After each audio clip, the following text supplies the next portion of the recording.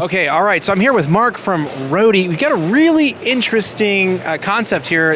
So why don't you tell us, our audience, like who you are and what you guys are all about? So Roadie is crowdsourced delivery. So we match up people, retailers, manufacturers with items to send, big and small, and we attach it to people that are already going that way anyway. So we literally use the crowd of people that are going across town, a couple states away, or across the country, and allow them to make money by going where they were already going anyway. And we're doing this for flower shops and bakeries all the way up to Delta Airlines, Home Depot, and others. I'm just curious, how long have you guys been around for? How long is this technology that you've been utilizing it? We launched the app in the beginning of 2015, so we're a little over 3 years into it and have grown considerably. We've got over 75,000 drivers on the platform. We operate in all the major cities that you would expect, and we give retailers the ability to turn on same-day delivery in nearly 2 to 4 weeks, which is unheard of. And everybody's got to do this now because the big innovation here, Amazon's making everything freer and faster. Right. So the ability to put together a network, a delivery service around people's stores, around their manufacturing facilities that include their employees, their customers, and people who are just in that community, and then get this variable cost delivery force that costs so much less than a regular one that you'd hire yourself. It's pretty powerful, and a lot of people are paying attention to it. Yeah, that's super exciting. So, I mean, it's kind of like, taking the concept of Uber and Uber Eats and really kind of taking it to the next level. I had an interesting experience with Uber Eats the other night, but we'll leave that. But I think it kind of seems like that's kind of the way that we're going a little bit more. You've got these resources already in play. How can you kind of, drive more efficiency by using what's already there, right? And you don't have a choice really to do it. I mean, if you look a couple years ago, Amazon lost nearly $7 billion in shipping that they didn't recoup in fees. If it gives any perspective, Target's profit that year was 3 times Target's profit. So if you look at what they're spending and losing there, how are small mom and pops, how are smaller retailers going to compete? So utilize the brick and mortar aspects that you have on the ground and allow them to be the forward DCs to get things shipped out to customers faster. I love it. So increase, shipping speed, really increase your reach, and I think it's just such an interesting model to me. You have high variety too, because if you hire like one car or a few cars in a van and slap an app in front of it, you're limited. Usually you're limited because you're scheduled and you've got to be within a mileage range. With someone like Roadie, you've got unlimited vehicles, so there's no distance. We regularly deliver up to 100 miles. There's no size constraints because you got F-350s and you got Priuses, whatever you need to take your product. And you've got flexibility that's unheard of because you don't have a set number of vehicles. You've got an unlimited variable cost workforce, and when you put that into play, when you have big seasons like right now in home improvements, our friends at Home Depot have got more things. The week before Thanksgiving for Kroger, you look at when there's a big snowstorm, you might have more bags that need to go out of an airport.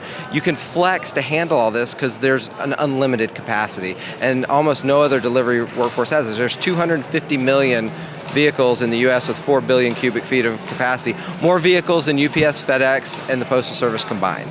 What's interesting, so you go with the stat, they talk about, was that Facebook's the largest content producer, yet they have no content producers. Well, maybe they do now, they're doing movies and stuff like that. Yeah, they're probably changing a couple things right now. Well, yeah, maybe Facebook's a bad example, we'll forget that. But you look at Uber, they say they're the largest fleet of cars, but yet they own, no and cars. Airbnb, largest, and own no hotel rooms, no rooms, same thing.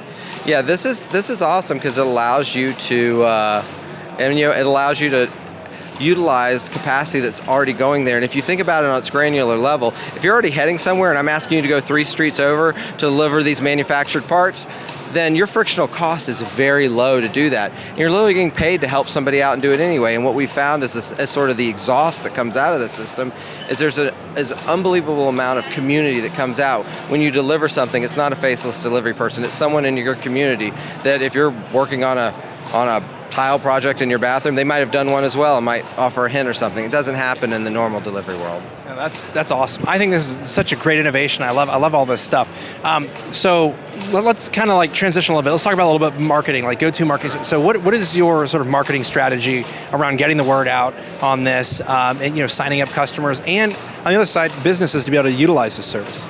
Absolutely. Well, one is to be right here where you hear nail guns in the background and all these people at a trade show, is being here where the right folks are. It's people that are looking at innovation and supply chain within their businesses and folks that are interested in everything from buy online, deliver from store, buy online, ship from store, pick up in store, because that's the first step to get there. So all of those sort of folks, it might also be in the marketing function.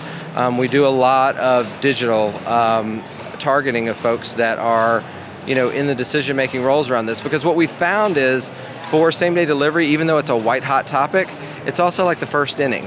People don't know what they want to do with it. There's big businesses that have no idea what they're doing. They're doing a couple of experiments, but they just don't know. So trying to bring them around to that sort of crowdsourced model. So a lot of people are inbound looking for it.